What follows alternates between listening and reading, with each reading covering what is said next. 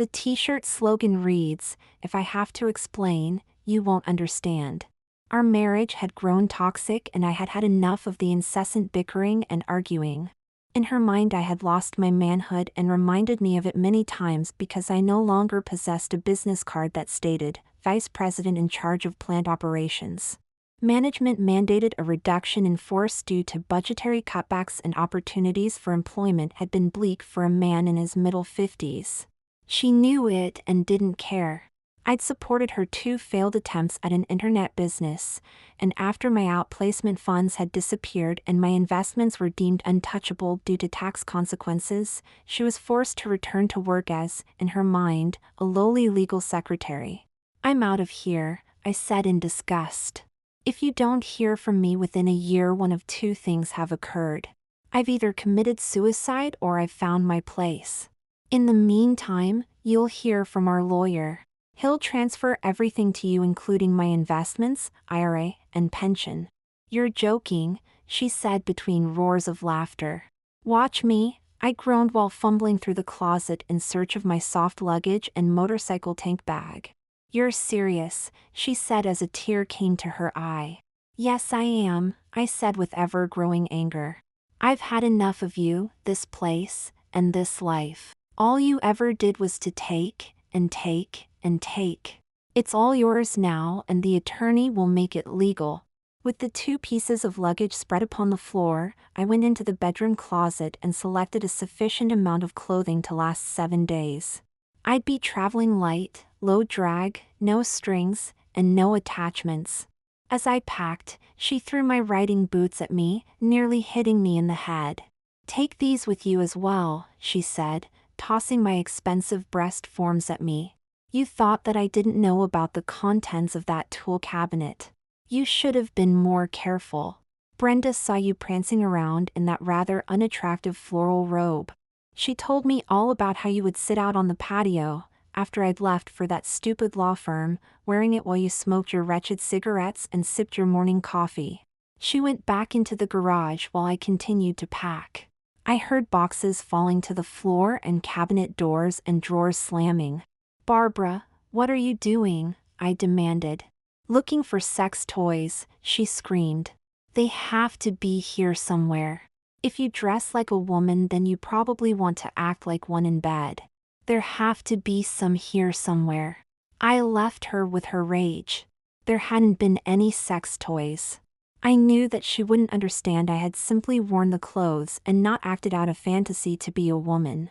No, she wouldn't understand. For that matter, she wouldn't really try. Since she knew about the cross-dressing, there'd no longer be a need to hide, so I went into the garage and packed a 7-day supply of female attire. We'd packed for week-long motorbike trips in the past, so packing 2 wardrobes wouldn't present a problem. I carried the 2 bags to the garage, and then began to strap them to the bike. One on the passenger seat and the other onto the gas tank. "You can't leave now, Steve. It's after midnight. Leave in the morning after you slept on it. Maybe things will look different in the morning." "Do I hear concern?" I asked, "or are you fearful that I won't make your morning coffee, or do your wash, or clean up this wretched dump?" "I'm tired of the taking. I'm out of here." I rolled the bike out of the garage, donned my riding gear, started and warmed it up, and then headed out. Prudent riding practices suggest that a rider should not start out if not in the proper state of mind. Anger, a very intense emotion, should be left behind before a ride. With caution cast aside, I began. With no route in mind, I headed south. Perhaps to Virginia, maybe the Carolinas, maybe to Florida, and maybe the Keys. Some place where there would be water. Stream, lake, river, bay, or ocean. It didn't matter, but it would be within eyesight of water. Thoughts of nearly 25 years of marriage passed through my mind as I rode on. It hadn't always been the misery it had become. There had been week-long bike trips when she'd hold me from behind with her arms and legs. Long weekends had been filled with candlelit dinners and extreme intimacy. It all began to unwind when her business ventures failed and the constant threat of corporate downsizing began to rule our lives. Barbara's mechanism to deal with the insecurity of it all had been to build a fort around herself and her possessions that no longer included me. The further we grew apart, the more the bickering and taking grew. The woman that I'd called a wife faded away. I looked to the watercourse way of the Tao to soothe me.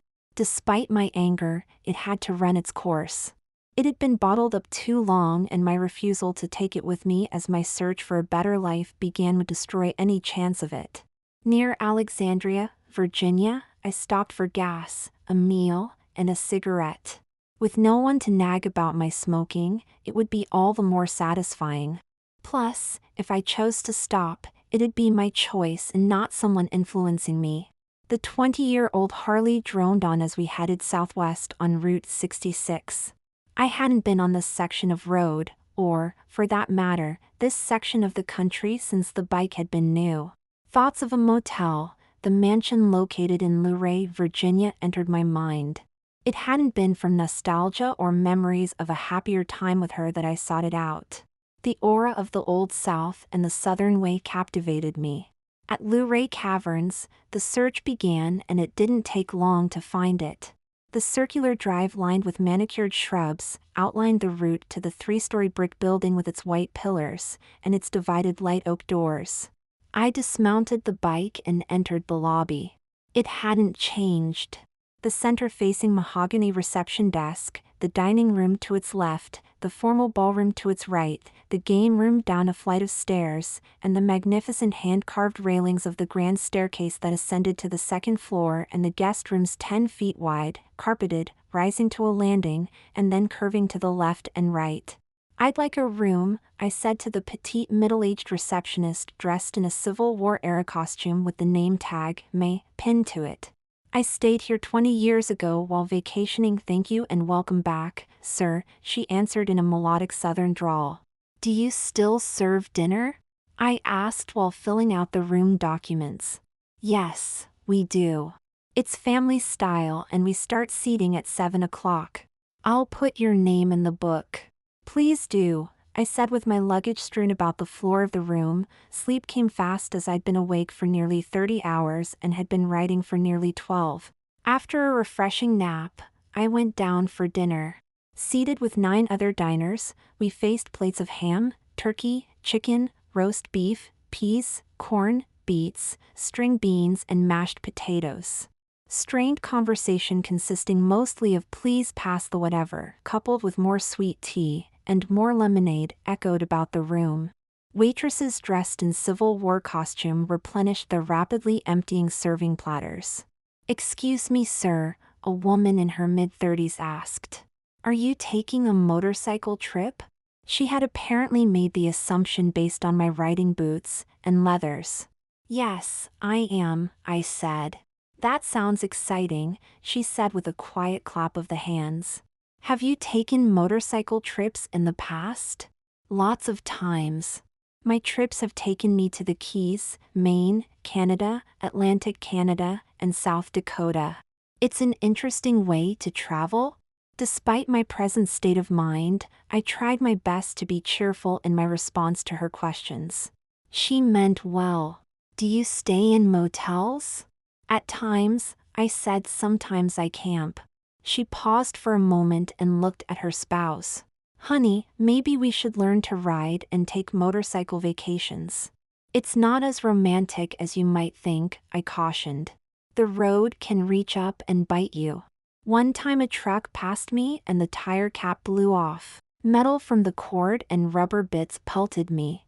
I also got caught in a tropical storm, and one time had to hide out under a bridge to avoid a tornado, and another time had to ride in the snow. My God. "If you really want an adrenaline rush," I added through the beginnings of a smile, "you should try racing motorcycles. Triple-digit speeds can be addictive." We ended our conversation with handshakes. After dinner, I ascended the staircase that led to my room, showered, put on my nightgown, and then went to sleep.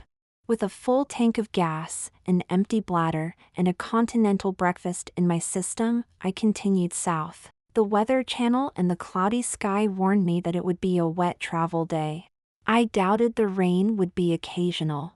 My bones and years of motorcycle travel told me that it would be an all-day steady rain. The rains became heavier and vision became distorted by the spray of the passing traffic. I chose to follow an 18-wheeler to block some of the wind and spray and also to guide the way. The truck turned off at a rest stop, but I chose to press onward, deciding to at least try for the Tennessee border and Bristol. At Bristol, motels would be plentiful as it was a stop on the NASCAR circuit. A decent meal might await as well. After check-in and with all of my clothes now hanging from the shower rod, I searched the room in anticipation of finding an ironing board, an iron, or a hairdryer. None had been available. "Room 112, I said. "Do you have a laundry room on the premise?" "Mr. Barnes," the young female voice responded. "The laundry room is behind the pool shed. You'll need a key." I wiggled into a damp t-shirt and jeans and then headed off to the reception area in search of the laundry room key. The teenaged receptionist busied herself with an issue of People magazine. "Excuse me," I said. "I called a bit ago and asked about the use of the laundry room." She looked up and smiled. "Here you go, Mr. Barnes. The dryer takes quarters. Do you need change?" "No, thanks." I returned to the room, gathered up my damp clothing, and then headed toward the laundry room to shove everything into the dryer. Thankfully, my nightgown hadn't gotten wet or damp. I removed my jeans and t-shirt, put on my nightgown, and made an additional trip to the laundry room. A sudden cloudburst once again drenched me. Back in the room, I removed my nightgown, took a hanger from the closet and then hung it over the heating/air conditioning unit to dry. Lack of food and dry clothing caused a chill to run through me. I crawled into bed and covered myself in an attempt to return some heat to my body and attempted sleep. More thoughts of the watercourse way filled my mind. I wanted my life to be stream-like, ever-flowing, finding the least resistant path, not fighting the relentless flow to a river, to an ocean, to evaporation, to rain, and then back to stream. A never-ending cycle of renewal. I had to learn to forget what I knew and not force things or myself on others. Things had to happen naturally and not through cause. Life had to come from living. The better part of 2 hours had passed since tossing my clothes into the dryer. The nightgown had dried, so I put it on, and then headed off to the laundry room. Tempted to remain in the laundry room to fold them, the cold damp air on my lightly clothed body drove me back to the warmth of the room. With everything folded and repacked with the exception of my writing gear and my nightgown, I once again called the receptionist. "Is there a place to eat that's within walking distance from here?" I asked. "There's Barna's Grill about 1/4 mile from here." "How's the food?" "Glorified racetrack food, if you ask me, but the locals seem to like it." "Thanks." I entered Barna's and made my way to the bar. "What'll you have?" the middle-aged, overweight, cigar-chomping bartender asked. "Budweiser and a menu." A moment or so later, a waitress approached. "Ready to order?" she asked. I glanced at the menu and looked back at her. I took a sip of beer. "I'll have the blackened catfish, hush puppies and coleslaw, please." She jotted down my order on her pad, and then headed toward the kitchen. The bar resembled the inside of a race shop. Autographed dented car parts, welcome race fans banners, and NASCAR sponsor banners hung from the ceiling and walls. Trophies stood alongside bottles of liquor and the beer taps resembled race cars. The waitress served dinner and the bartender offered to refill my beer mug. With a fresh mug of beer, I ate what turned out to be a most excellent meal. The waitress returned to take my plate. "Excuse me," I asked. "The catfish farm or caught?" "I caught it," the bartender stated, quite proudly. "Outstanding," I said. It hit the spot. The bartender and waitress took the exchange as an invitation to a conversation. "Where you headed?" "By the way, my name is Hillary and this here is Bill. We own the place." "I'm Steve," I said, while reaching to shake their hands. I'll bet you get a lot of teasing about that. Not so much anymore, but we got our fair share a few years ago. Care to hear Bill, Hillary, and Monica's story? I asked. Sure, Bill said while he smiled at Hillary. In my former life, my boss, whose name had been Bill, and married to a woman named Hillary, and I had to interview a woman named Monica. Her last name had been close to Lewinsky. Anyway, she shows up for the interview wearing a blue dress. My boss and I look at each other and start laughing. So much so we had to sip coffee to keep from revealing it. We asked her why she left her former job, and she comes out with something like it didn't work out. I felt a bit sad because it occurred to me that she might have suffered abuse. We offered her a job and she turned out to be a very dedicated worker. Fate can sometimes be cruel. We got our share too, Hillary said. To answer your question, I'm headed for Florida. I decided at that moment that I'd try to make a new life in the Sunshine State. Did you find work down there, or are you one of those snowbird people? Hillary asked. No, I don't have a job waiting for me, and the last thing someone would call me is a snowbird. Do you have a trade? Bill asked. No, not really. I spin a wrench on occasion. If it doesn't work out down there, come back up here. The race and repair shops are always looking for a wrench. I'll keep that in mind. Listen, thanks for the great meal. I'd better get going so I can get an early start. I paid the bill and then headed out the door. Back in the room, I went to sleep wondering if Bill and Hillary had found the way. Had he found it in the quiet moment of meditative fishing? Had Hillary found it within the preparation and presentation of meals? Had they been drawn closer to one another due to accompanying fallout of sharing the same first names as infamous people? I awoke to a clear, dry day. Some of the distance that had been lost because of the rain could be regained. It would be uneventful riding with the exception of the Atlanta traffic. Residual anger lingered, but counter thoughts of the natural flow of a stream replaced them. With Atlanta behind me, and Leesburg, Florida, in front of me, it would be a 600-plus mile day. Keeping my stops brief, it could be attainable. With my feet positioned on the passenger pegs and my chest resting on the tank bag, I streamlined myself to take pressure off my spine and to cut down on the wind-buffeting sport bike style. I arrived in Leesburg after just 2 short stops along the way. After checking in and showering, I made my way toward the restaurants. Given the choice between a belly bomb from McDonald's and allegedly well-cooked food, the Cracker Barrel won out. The service, as usual, was courteous and prompt, and the food good. However, I felt guilty about eating in a place that at one time had been charged with racial discrimination. I headed back to the motel room intent on rewarding myself for riding 600-plus miles, with an evening stroll en femme. With undergarments and makeup in place, the freshly ironed floral print dress raised over my head, I reveled in the joy of having it cascade down and around me. My wallet and room key safe within the clutch bag, the dimly lit motel parking lot lay ahead. After sitting on the bike for almost 13 hours, it felt good to be walking in the temperate night air of Central Florida wearing a favorite dress and heels. Despite the reward, sleep escaped me as thoughts of the argument with my wife came to mind. I allowed the taking by giving. If it had gone on any longer, it would have consumed me. The thoughts of the past drove me onward to change my life's way. The following day I poked along through the Everglades on the Tamiami Trail. Airboats, shallow watercraft powered by high-mounted automobile engines connected to enclosed airplane propellers, displayed signs advertising discounted swamp and backwater tours dotted the landscape.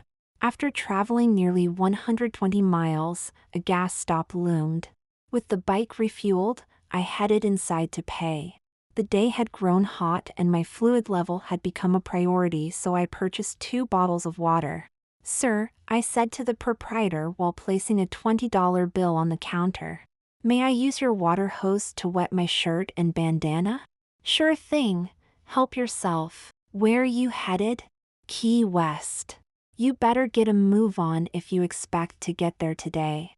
Tomorrow is soon enough." I may spend the night in Largo or make the run over the bridges under the stars. After waving off his attempt to hand back the change, I headed toward the bike and the wooden benches to have a seat, wiped my face with the wet bandana, and savored one of the bottles of cold water.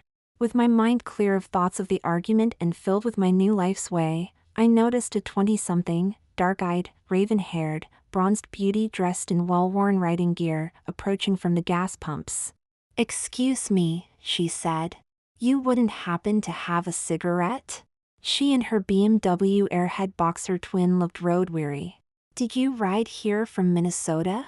I asked, as I noticed the bike's tags. "Yes." "Good for you," I said, as I looked in her glazed-over eyes, caused by too many miles and lack of sleep. "I have enough money for gas to get me to Key West, but I haven't sufficient funds to buy cigarettes," she said, expressing embarrassment. I handed her my half-smoked pack. "Care for some water?" I asked, pointing to the unopened bottle. "By the way, my name is Steve Barnes." "Sorry," she said after accepting the water and swallowing a mouthful of it. "Mine's Stacy Reynolds." "So, Stacy Reynolds, what has you headed toward Key West?" "I'm a musician, and I'm down for the season. I've 6 months of gigs booked." I glanced over at the bike. "I don't see a musical instrument." "I'm a pianist and a singer." "Really? What type of music do you play?" "Blues, jazz, pop, standards, and classical." "I'll have to look you up and listen to your music." She looked startled. "Are you headed to Key West?" "Yes." "Are you a musician?" "No, I have all I can do to play the radio, let alone an instrument. I'm headed there to play Ernest Hemingway." "Are you a writer?" she asked with great interest in her voice. "No, I don't write," I sighed. "Key West is a place to go when there's no place else to go." "That sounds sad." "Not really, I'm intent on changing things around, and Key West will be the jump-off point." "Where are you staying?" she asked. "I don't have a place." "I'll look for an apartment when I get there, but you may have to stay here." She looked puzzled, as I gestured to her bike. "Your rear tire is flat." We walked over to her bike, and then I lifted it onto its center stand. The tire had become worn to the cords and it appeared to be leaking through them. "I can't afford a tire." "What am I going to do?" Her emotions breached anger and sadness. "I'll front you the cost of the tire." It occurred to me as I spoke that it sounded like a search for the same approval that permeated my marriage instead of the way. Could helping her and the way be one and the same? "No, you can't give me the money for a tire." "I'll not have it." "What do you intend to do?" "You won't get far on that. Pay me back when your gigs start." "That's fair," she relented. I walked back to my bike, pulled out my touring handbook, 2 cans of Fix-A-Flat, and then headed back into the store and its pay phone. She had tagged along. "Why are you calling a Harley dealer when I own a BMW?" "It's the closest dealer." "How are we going to get there?" "The tire's still flat," she asked in a slightly panicked voice. "Let's see if the Fix-A-Flat will buy us an additional 50 miles, I said, while emptying both cans into the tire. We mounted up and headed toward Hialeah at a reduced speed. As we approached the city limits, the dealer's billboard advertised that it would be 2 miles away. I pulled into the drive of the first available motel. "Don't say it," I said during my dismount. "You look like you could use a shower, a meal, and probably a good night's sleep. Plus, this is about as far as I intend to travel today anyway." "I am going to say it, I'm paying you back." While she showered, I removed the rear tire from her bike. Once again, thoughts of seeking her or anyone else's approval for my deeds flooded me. Escape from that syndrome haunted me, but despite the anxiety of sliding back into its clutches, leaving a fellow motorcyclist broken down by the side of the road seemed heartless. Stacy emerged from the shower wearing a towel, looking and probably feeling a lot better than she had earlier in the day. She looked at her bike in shock. "What did you do?" she asked, seemingly agitated. Saving you some money by doing the grunt work. We'll ride to the dealership tomorrow, they'll mount and balance the tire, I'll put it back on the bike and then we'll be on our way. You're crazy. You're doing all of this for someone you just met. How do you know I won't rip you off while you're asleep? You could, but I'm guessing that you won't. She lit a cigarette, shook her head, and walked back into the room. I'll run across the street and get us a pizza and a couple of beers, I shouted into the room. As I waited for our meal, the belief that my actions had been honorable absorbed me. Giving with feeling, and not from obligation, seemed to be life's way. Back in the room, I watched her devour 5 of the 8 slices. Thank you, she said, sounding very relieved and satisfied. When did you last eat? 2 days ago. Listen, I said. I'm going to take my shower and turn in. It's been a long, hot day. I'm not into sex with strangers, she said, no matter how generous they are. I considered discussing my philosophies with her, but merely said, you're good looking, but I just dumped a load of trouble and I'm not looking to replace her. I reached into my bag and removed my toiletries and my nightgown. The thought had crossed my mind to forego sleeping in it, but then I thought, it's natural for me to wear it. My appearance momentarily startled her. Sexy, she said. Very sexy. She pulled the sheet over her head and attempted sleep. I opened the door, checked the bikes, and then called it a day. After a restful night, I dressed in my riding gear in anticipation of repairing Stacy's bike and then heading for the keys, but first, coffee. A stop at an ATM machine to check the balance in the account that had been funding my trip would be the second order of business. It had been amassed over years and had been always referred to it as my Screw You fund. I headed back to the room with coffee for Stacy and the knowledge that there would be sufficient funds to draw against for up to 6 months. She'd awakened and dressed. Here's a cup of coffee for you. It's black. I hope that it's okay. Thoughts of seeking approval flooded me. That would have to stop and I'd have to continue to learn to do things because they'd be natural and not attached to a reward. Thanks, she said, accepting the coffee. How long do you think it'll take to fix my bike and get to Key West? I sensed an urgency in her voice. Well, if the tire's there when they said it would be, and they mount and balance it right away, we should be there no later than 4 o'clock. I have to meet with the manager of one of the clubs at 6 o'clock. It's important that I do so. It may mean additional work. The urgency had become laced with concern. The parts guy said 10 o'clock, so let's get going. Keep your fingers crossed. After a short ride to the dealership, we learned that the tire had arrived and their personnel would perform the service while we waited. While they took care of the tire, I roamed the dealership to learn that it too fit the Harley-Davidson corporate look: sterile, no personality, and no local flavor. Stacy helped herself to an additional cup of coffee. I glanced at the various magazines located in the service area's waiting room and noticed a real estate flyer. I leafed through it, and then headed for the pay phone. I rejoined Stacy, and then we both headed outside to smoke a cigarette. What was that all about? She asked. I made a call to a real estate agent to try to line up an apartment. The club manager told me that he might have a room for me. I'd have to share it with 2 other musicians. Sounds good, but if it doesn't work out and mine does? No. Absolutely not. You're nice and I'm very thankful for all that you've done, but I'm determined to do this on my own. Something lurked within her, to have fired off such a defensive comment. I decided not to pursue it. We finished our cigarettes, and then went back to the service department to pay for the mounted tire. With Stacy seated on the passenger seat of my bike, I handed her the tire, which she placed on her lap. I mounted, and then we headed back to the motel to install it. With the tire back on her bike and both bikes loaded down with our luggage, we headed for Key West.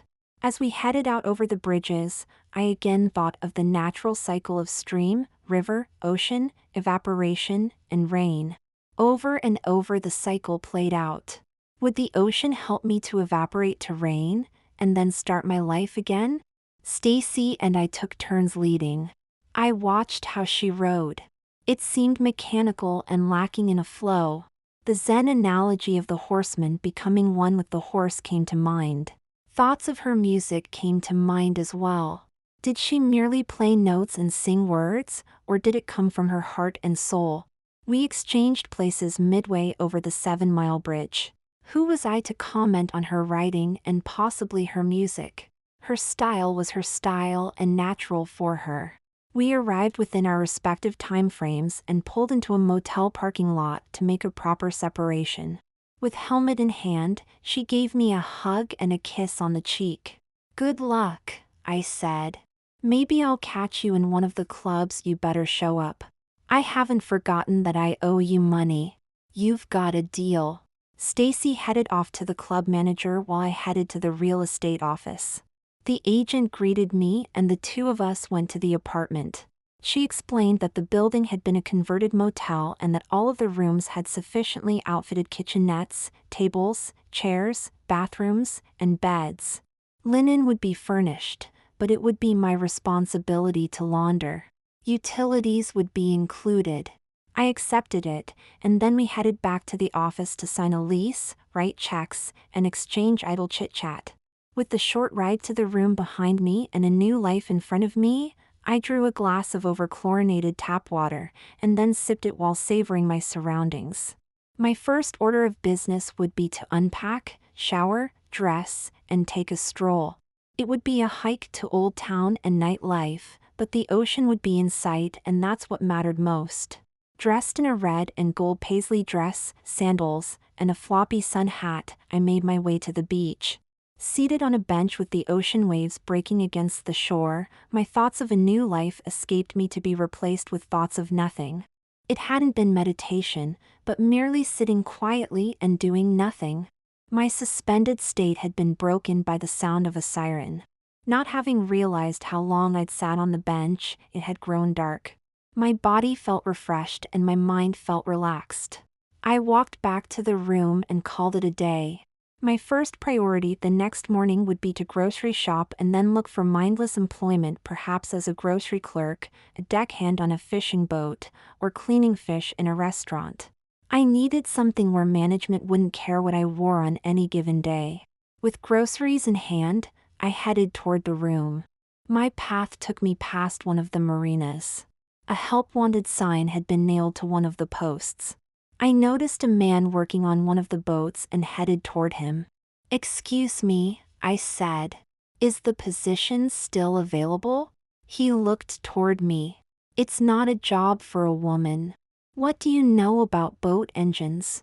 The floral print halter dress, sandals, and floppy sun hat startled him momentarily. "I can spin a wrench, if that's what you're asking."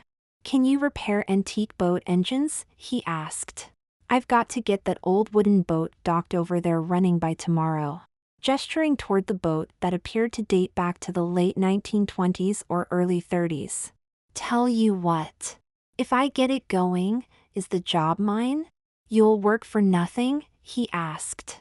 "What if you get it running, and I don't hire you?" "I'll take a chance, if you'll take a chance," I said, believing that my actions had been honorable and natural.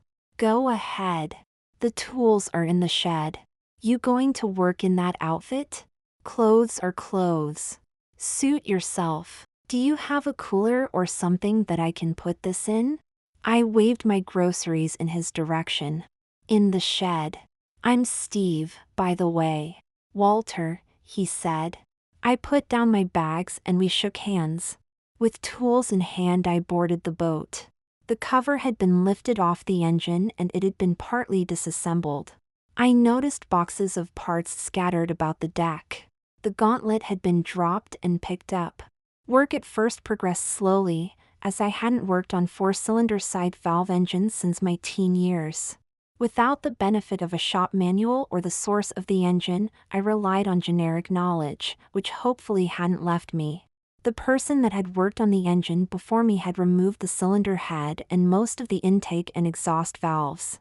Someone had begun what in the old days would be referred to as a carbon and valve job. A cursory look through the pile of parts revealed a head gasket and 8 new valves. Further investigation revealed a handheld valve lapping tool. I removed the remaining valves and then began the task of hand lapping each valve. Clean each new valve, apply the grinding salve, stick the suction cup end of the tool on the valve, stick the valve into the valve pocket in the engine block, and then spin the tool with the palms of both hands until the valve surface and the block surface matched and sealed. Once matched, each valve would be cleaned and then installed. Thankfully, the pile of parts contained a valve spring compression tool. The process would be completed 8 times. With the valves installed and adjusted to the measurement taken before removing the remaining valves, I placed the head gasket on the engine block and then placed the previously cleaned cylinder head on it. When all of the head bolts had been set in place, I began the tightening sequence from the center of the motor to the outer edges. Each bolt tightened in 20-pound intervals to 80 pounds. While toiling away, I attempted to duplicate the thoughts of the engine designer. What guided his hand and mind? Had he been in a bad mood after arguing with a spouse or a supervisor? Had he been rushed by a superior or by the time constraints of the workday? Had his hand been forced by budgetary constraints? Regardless of his mindset, the design proved functional. The magic of my memory guided my hands across the engine's various surfaces. At times I felt that I'd responded to what the engine had asked. Had I become one with the engine, or had the engine adopted me as its own? Or had we worked together? After installing a new carburetor and starter and in the glare of a fluorescent drop light, I attempted to start the engine. It spun over and then backfired through the flame arrestor. An advance of the ignition timing and another attempt resulted in a running engine. Slight adjustments to the timing and the fuel mixture done by ear and feel smoothed it out. I leaned back against the side of the boat and listened to the engine's rhythmic language. Suck, squish, bang, and blow. Together we had been renewed. Walter ran down the dock shouting, "You got it running, you got it running." "Yes, it's running," I said, with tones made weary by over 12 hours of work without a break. "Pumping water as well. We'll take it out tomorrow to see how it runs while underway." "I guess that means I got the job?" I asked. "Yes, you do. $20 an hour, make your own hours." "You've made a mess of that dress, can I pay for the cost of a new one?" "No," I said. "It's not all that important." I said goodnight after we shook hands and, with groceries in hand, headed back to the room for a well-deserved shower and a night's sleep. It had been a successful day: groceries, employment, and further along the way. My 2 wardrobes merged as days became weeks. The only real challenge had been to adopt the correct mindset for the task at hand. By placing myself in the task, I became the task and worked to renew myself. It became the perfect job and life. No supervision, no pressure, no performance appraisals, just peace, quiet, and seeking, feeling and believing the way. One evening while walking back to the apartment, thoughts of Stacy came to mind. I'd forgotten about her as my quest for living in the natural flow grew. Dressed in a t-shirt, jeans, and sandals, I headed off to the nightlife of Old Town Key West and the Green Parrot. The slogan posted on the entrance made me chuckle. First bar in the US on one side and last bar in the US on the other. Dinner that night would be from their bar menu. After dinner, I hung around a bit to sample the evening's entertainment. I didn't see a drum kit or mountains of amplifiers on the small stage, merely an electronic keyboard, the house soundboard, and a solo microphone. At about 10 o'clock or so, the jukebox went dark and a spotlight lit the stage. I turned to face the stage and watched with mild surprise as Stacy, dressed in a 1940s-style yellow satin gown, appeared. I'd have thought that she'd have gigs on the heavily traveled Duval Street instead of a local bar. "Good evening," she said in a very Eric Clapton-like manner while taking a seat at the keyboard. Her first set consisted of songs considered standards. Ones that had been recently covered by the likes of Rod Stewart, Linda Ronstadt, and Carly Simon. Although the material sounded familiar to me, the presentation had a uniqueness to it. She had an easygoing style that she coupled with voice as smooth as the satin she wore. She made little or no attempt to involve the patrons. Her presentation appeared to be for herself. As she sang her songs, her eyes remained mostly closed. It didn't seem to bother her audience, because they too seemed to be in a dreamlike trance. After her set, she rose from the keyboard, bowed to the moderate applause, and then left. I decided to hang around for the second set, so another beer laced with a shot of Jack Daniels had been ordered. With the jukebox once again turned off and the spotlight back on, she reappeared. Dressed in a black leather jumpsuit, she took her seat and began a honky-tonk piano set. This set would be nothing like the first, as she worked the patrons with the skill of a veteran performer. She even opened the microphone to the patrons. Levels of inebriation made for interesting renditions of Blueberry Hill, Stormy Weather, and Piano Man. With each attempt, she offered encouragement and accompaniment and always led the audience in congratulation. She closed her second set with Hoagy Carmichael's Hong Kong Blues. The patrons roared their approval as she took a bow or two and then invited everyone to stay for her last set. Despite the invitation, many of them made their way to the exits. I motioned the bartender to set up another round. I'd approach her for possible payment for the tire and one-half the cost of the room after she completed her third set. Steve, over here," her voice rang out. She apparently spotted me during the set.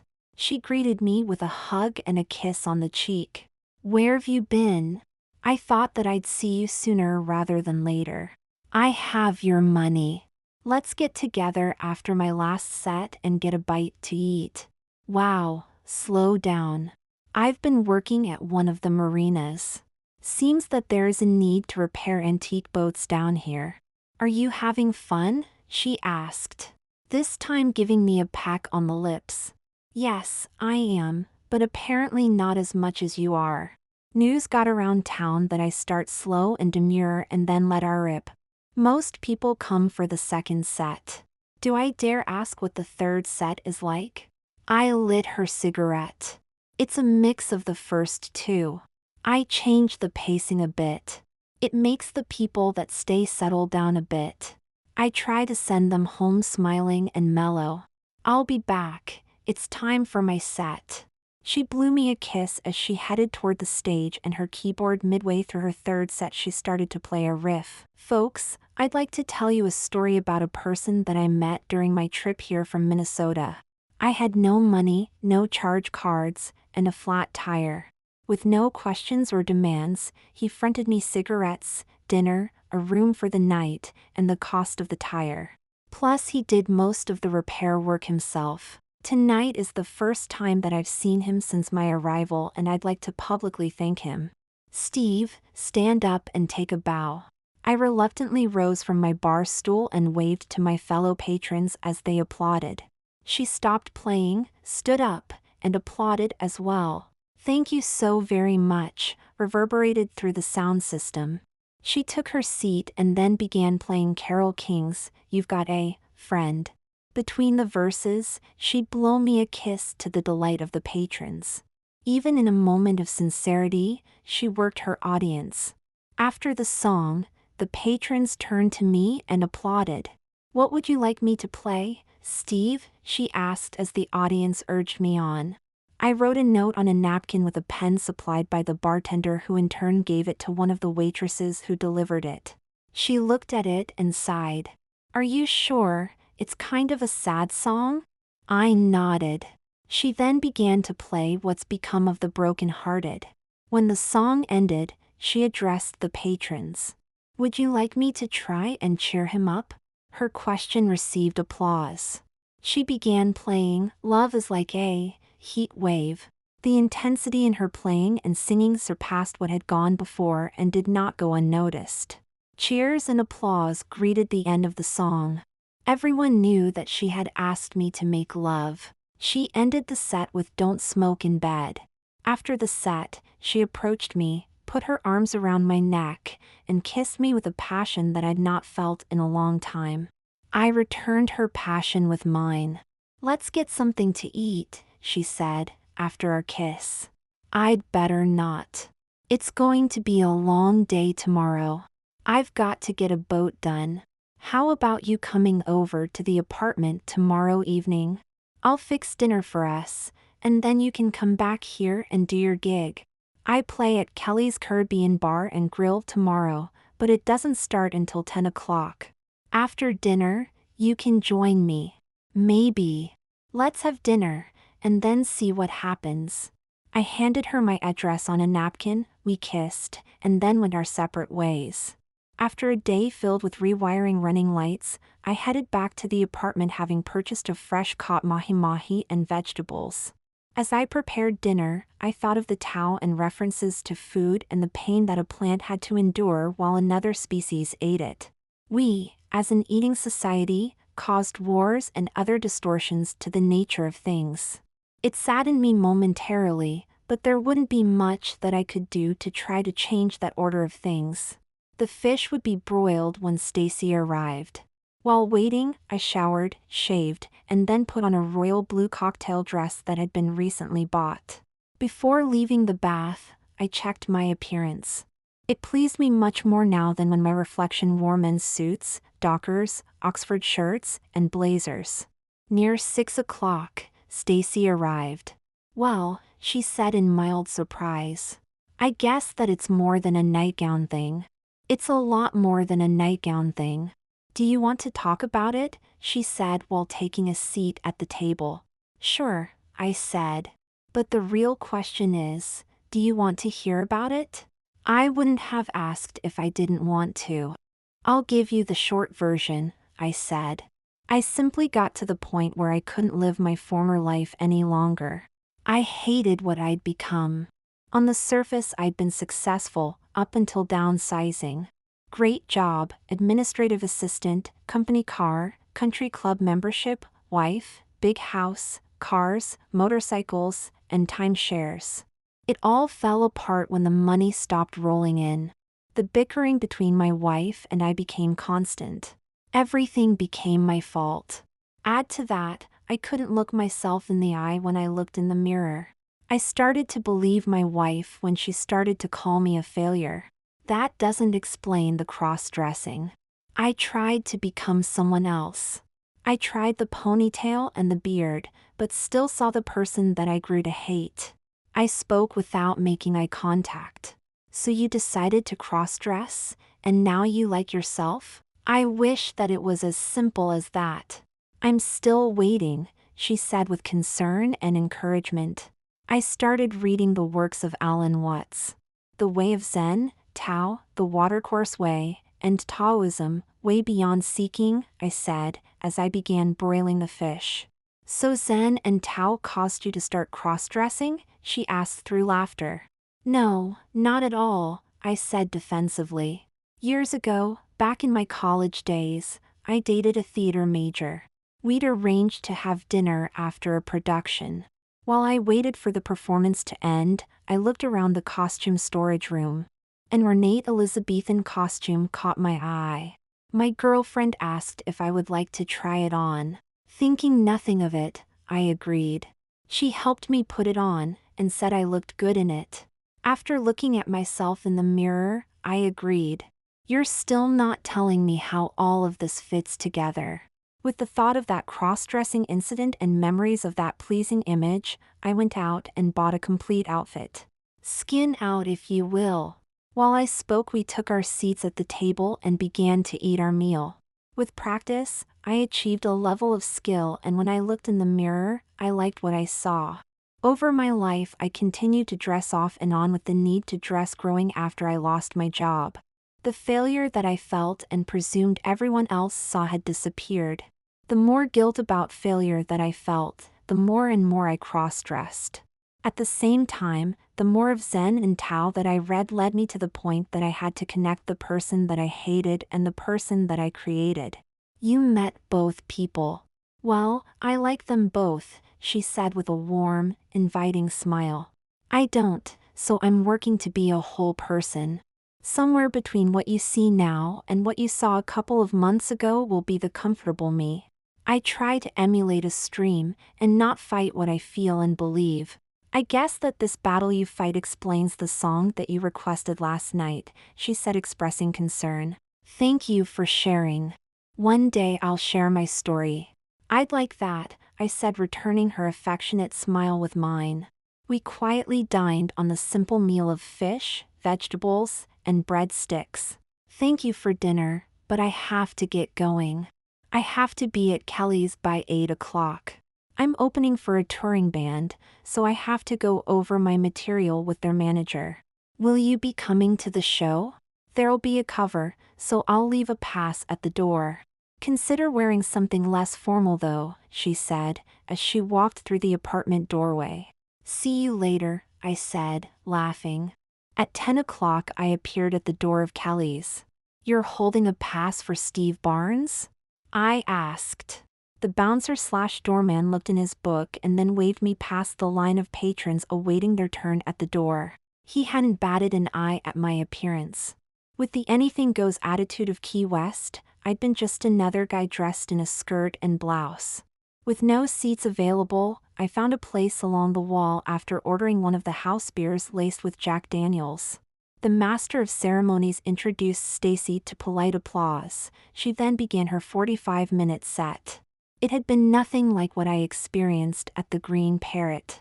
No costume changes, no audience engagement. Workmanlike, familiar tunes. Contemporary, pop, standards. She ended her set with the theme from Hill Street Blues and moderate applause. Stacy found me and we gathered ourselves into a vacant corner. She kissed me. I returned it with a hug and a kiss. That's different, I said. I can't do my act when I open for other bands, especially touring bands. When I play at the Howard Johnsons, you will see an entirely different act. Really? I said with surprise. Listen, she said. I'm done for the night. Let's go to your place. We can take a pedal cab. I have to get up early tomorrow. Walter and I have to deliver a boat to Marathon. We'll be on the water most of the day. You don't mind if I spend the night, do you? I only have the one bed. I know, she said through a wry smile. When we arrived at the apartment, we took turns using the bath. I returned wearing my nightgown. You won't be needing that, she said as she swept back the bed sheet to reveal her magnificent, inviting bronze body. Our lovemaking, awkward at first, became filled with intense passion, and it seemed that we couldn't stop pleasuring each other. We pushed ourselves to complete exhaustion, yet neither one of us could stop holding one another. It had been as if we ever let go, one, or both of us, would vanish. At first light, I awoke, showered, and then headed off to the marina to meet Walter. I would pilot the Antique while Walter followed behind in another customer boat. We'd drive back in Walter's truck. After starting and untying the boat, I headed out while Walter pulled up to the gas dock. We'd meet up and he'd take the lead while underway. As I waited for Walter to catch up, thoughts of natural and man-made power came to mind. When boats had been powered by wind, sailors became one with it and had been subject to its fancy. So too with the tides. They sailed with them and not counter. The wheel of the power boat that received my hands could go counter to wind and tide, therefore, making it receptive to the adverse actions of wind and tide. I shut off the engine and allowed the boat to drift. Without the sound of the engine, I listened to the sound of the water against the sides of the boat. Gentle interference as the water surrounded the boat. While I drifted along with the tide, I watched as the sea birds used the air currents to propel them to their next meal. The sound of their wings disturbed the silence as they occasionally flapped their wings to move to the next pocket of air. Time and space ceased to exist while we drifted. My tranquil state became interrupted by the sound of Walter's voice. "Steve," he shouted through the boat's PA system. "Are you okay? Is there something wrong with the boat?" "No," I yelled while restarting the boat. "What kept you?" He motioned me to fall in behind him and travel along in his wake. While complying with his instructions, I realized that nature's way would be broken. Thoughts of limitations possessed me as we journeyed to Marathon. To name things would be to limit them. The more adjectives used, the more things become limited. I looked at the sky and realized that thoughts of blue, cloudy, overcast, and stormy created bounds. If thoughts of Stacy included words like talented, sexy, goddess, bronze, or beauty, then she too would be limited and caged. So too, the overall clad me, and the evening gown clad me had limits. Strip away everything and there stood Steve. Even the names Steve or Stacy or Walter became limits and bounds. As I navigated the boat into the Marathon Marina's boat slip, the way became more apparent. My life going forward would be an attempt to free it from limits and bounds. Our trip back from Marathon passed in silence. Stacy's knock at the door awakened me. "Hey you, I'm off tonight, want to hang out?" I'm beat. After last night and being on the water all day, the last thing on my mind is to go out partying. We don't have to party or go out. We could hang out here. Let's do that. We didn't make love, but ended up holding each other as if we tried to become one. No food, no drink, no cigarettes. Sitting quietly, doing nothing. We awoke the next morning refreshed. I headed to the marina while she headed to her shared room to work on new material. After spending nearly 7 hours on a motor, I headed over to Sloppy Joe's to catch the remainder of Stacy's 3 to 7 o'clock gig. While Stacy played the Peanuts song, the barmaid served me an ice water with a beer back. She ended her set by playing the Layla piano riff. She greeted me at the bar with a hug and kiss, which I gladly returned. "Since we're both here, why don't we eat?" she said. "My treat. Sounds good to me." She looked at me, and then laughed. "What's so funny?" I asked. "I had an idea for a set and wanted to run it past you." "That's funny?" I asked. "Your sets are ever-changing. Why would you need my help?" "I want to add you to my act." "That would be a bad idea. I can't sing, dance, or play a musical instrument." "What would I do? Walk out with a toolbox and bang on it with a hammer?" "No," she said, laughing. "My idea is for you to come out while I perform a song, dressed in an incredibly sexy gown, and then take a seat on the piano like the old Burt Bacharach and Angie Dickinson Martini and Rossi commercials." I fell back against the bar and dropped my head. Unsure of how to react to her request, my initial thoughts had been to lash out in anger and accuse her of using me as the butt of a joke. At the same time, she'd asked for help. If this action would be a step along the way, it would be a bizarre one. "Do I have to give you an answer now?" I mumbled. "You'll think about doing it?" she asked tentatively. "I don't know," I said as rose to leave. I walked out of Sloppy Joe's, ignoring her shouts of "Wait, please wait." As I headed back to my apartment thinking that my attempts at a new life free of bounds had been fragile, I detoured to the ocean to search beyond where ocean meets sky for the reason for my mixed reaction to her request.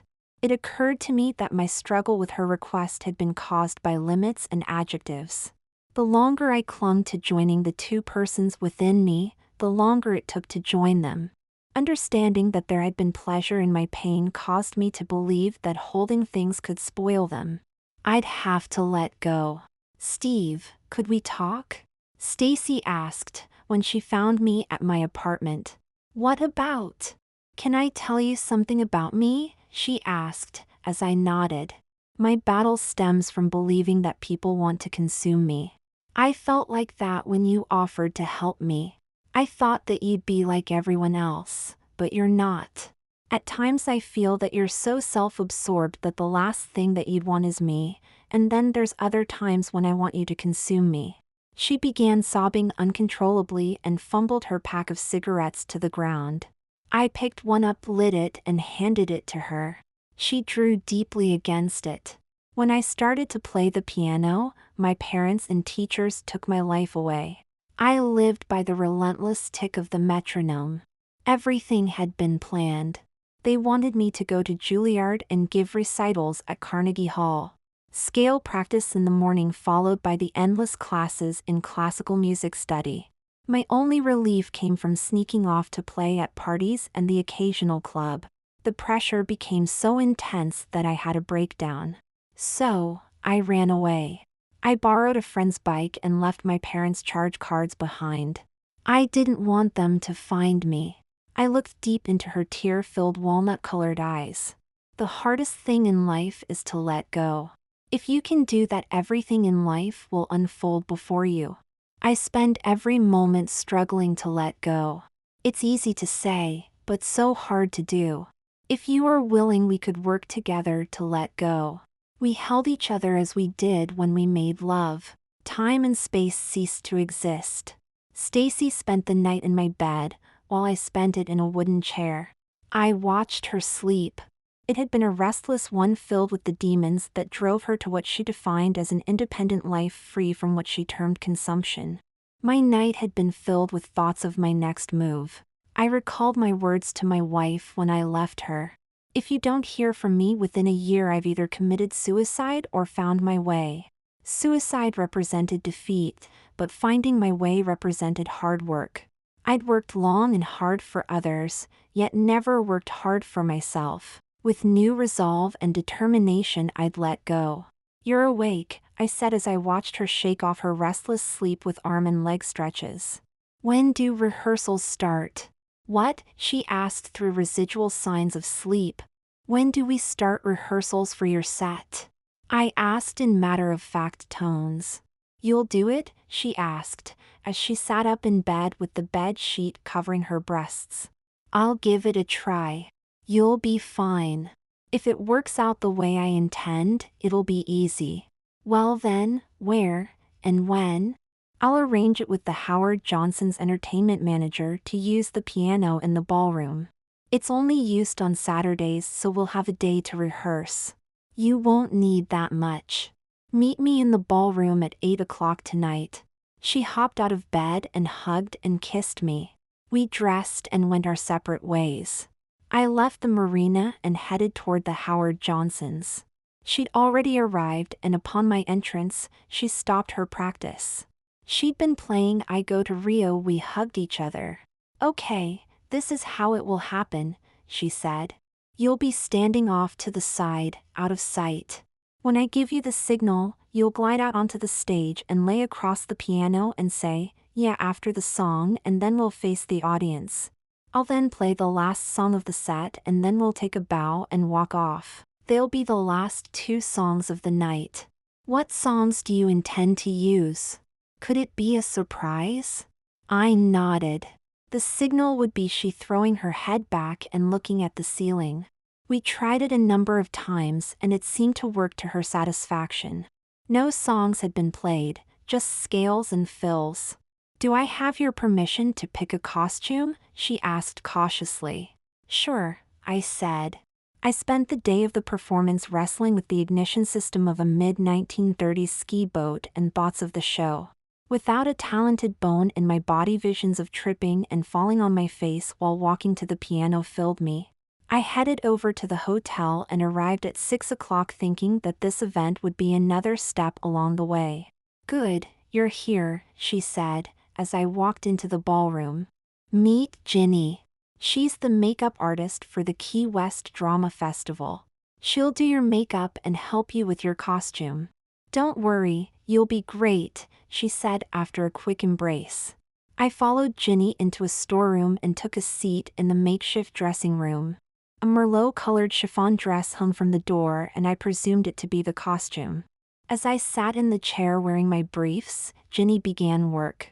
She glued bits of rubber on parts of my face and injected saline in others. The applications seemed endless. The work ended with the placement of a mid-back, loosely curled, raven-colored wig. Let's get you dressed, it's getting late. She'd spent the better part of 3 hours working on my face. I couldn't imagine what had been done. Stand up. I have to put this waist cincher and this padded bra on you. Put these stockings and heels on while I get your jewelry. She returned with rhinestones. Earrings, rings, and a bracelet to be worn over black satin gloves, an ankle bracelet over the black fishnet stockings, a 3-rowed necklace, and a tiara. I imagine myself glowing in the dark or at the very least blinding the audience. Put your hand on my shoulder to steady yourself and then step into the dress. It's extra long, so you'd better practice walking in it. You'll have to pick up the front a bit so you don't trip over the hem. I moved about the confines of the room without incident. You're ready, knock 'em dead. As she spoke, Stacy entered the room wearing a black sequin gown. She looked radiant. You look beautiful, Stacy said. Have you looked in the mirror yet? No. It's not necessary. I'll trust the two of you. I didn't feel it necessary to examine my reflection. I felt and believed that the image would be secondary to the one my mind's eye. That image would be one of no limits, adjectives, floating on waves and air currents. Come on, Ginny said. Take a look. I've got to go, it's time for my first set. You two work it out, Stacy said, as she headed toward the stage.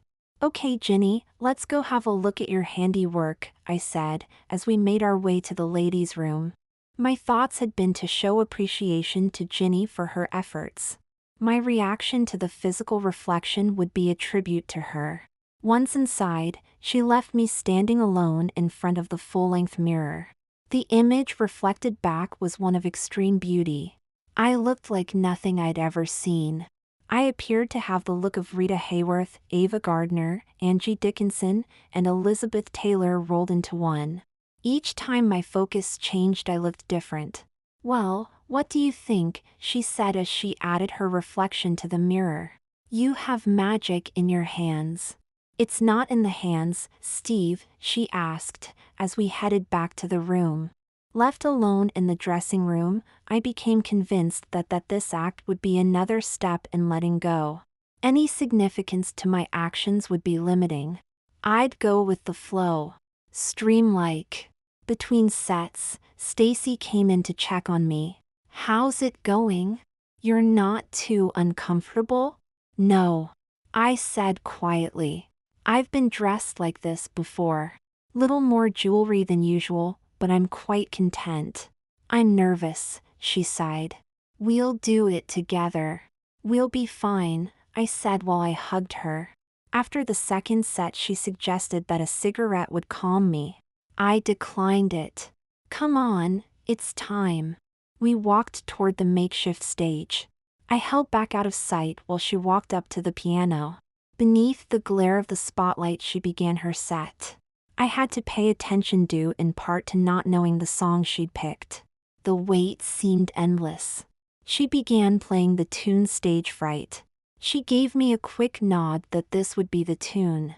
I smiled as I thought of the words to the song. See the man with the stage fright, he got caught in the spotlight. She spoke to me through the song that she'd be fearful of letting go, but would try. On her cue, bathed in a spotlight, I slithered across the stage, and then up onto the piano, laid down atop it, rested my elbow upon it, placed my chin in my hand, and then faced the audience. The song ended and I said my line. Stacy rose and took a bow. The audience applauded. She began playing the Bertolt Brecht, Kurtwell, Alabama song made famous by the Doors, the last tune of the set. When it ended, we both took bows and headed off. The audience's applause signaled one more song and she obliged. I stood off to the side as she sang Bridge Over Troubled Water. She took her final bows, and then headed off stage to greet me with an incredible hug and kiss. Thank you so much, she said between kisses and hugs. By the way, I said, the Doors do a better version of the Alabama song.